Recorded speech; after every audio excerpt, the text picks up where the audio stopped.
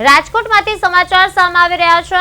રાજકોટ જિલ્લાના વિછવા તાલુકાના છાસિયા ગામના 35 વર્ષીય મનસુખ માવજીયા મકવાણીના રમેશ ઉર્ફે ભટ્ટુ જોગરિયા નામના શખ્સે જાહેરમાં લોખંડની પાઇપના ઘા ઝીંકીને નિર્મમ હત્યા કરી નાખી છે। મૃતક મનસુખભાઈ સાંજે પોતાના સાસરેથી પરત ફરી રહ્યા હતા ત્યારે આરોપીએ બસ સ્ટેન્ડ નજીક તેમને આંતરીને લોખંડની પાઇપ વડે માથાના ભાગે જીવલેણ હુમલો કર્યો હતો। ગંભીર રીતે ઇજાગ્રસ્ત મનસુખભાઈને સારવાર માટે હોસ્પિટલમાં ખસેડવામાં આવ્યા હતા, પરંતુ તબીબીઓ તેને મૃત જાહેર કર્યા હતા અને આ સમગ્ર હત્યાકાંડ પાછળ વર્ષ 2024ની જૂની અદાવતનું કારણ સામે આવ્યું છે।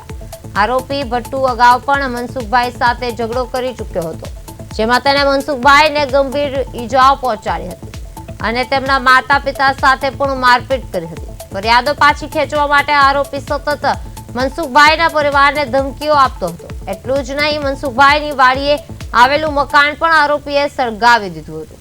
પરિવારના એકમાત્ર કમાનાર સભ્યો મનસુખભાઈની હત્યા થતા તેમના 14 વર્ષ દીકરી અને 10 વર્ષના પુત્રના માથેથી પિતાની છત્રછાયા છીનવાઈ ગઈ છે। ઘટનાની જાણ થતાં જ પોલીસ કાફલો ઘટનાસ્થળે દોડી ગયો હતો અને ગણતરીના કલાકોમાં જ આરોપી રમેશ ઉર્ફે ભટ્ટુ જોગરિયાજીને ઝડપી લઈ અને કાયદેસરની કાર્યવાહી હાથ ધરી છે।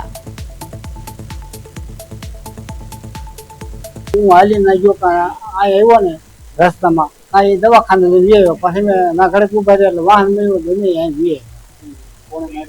એ ભટ્ટુ લીંબાભાઈ જીવરાજભાઈ ના છોકરે ભટ્ટુ રહે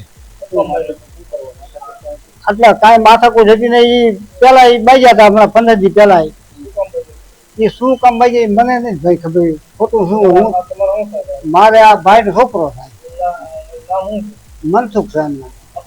વિછિયા તાલુકાની અંદર આમે જોવો તો અવારનવાર બનાવ બનતા હોય છે, હાથ પગ ભાંગી નાખે મર્ડર થઈ જાય। ત્યારે આજે વિછિયા તાલુકાના છાસિયા ગામે 2 વ્યક્તિઓ ઝઘડો કરવાથી તીક્ષ્ણ હથિયાર દ્વારા એક કોળી સમાજના યુવાનની નિર્મમ હત્યા કરવામાં આવી છે। આ ભાઈ રસ્તા ઉપર જતા અને પાછળથી ધારિયા વડે ઘા કરી અને એનું જાહેરની અંદર જ મર્ડર કરેલ છે।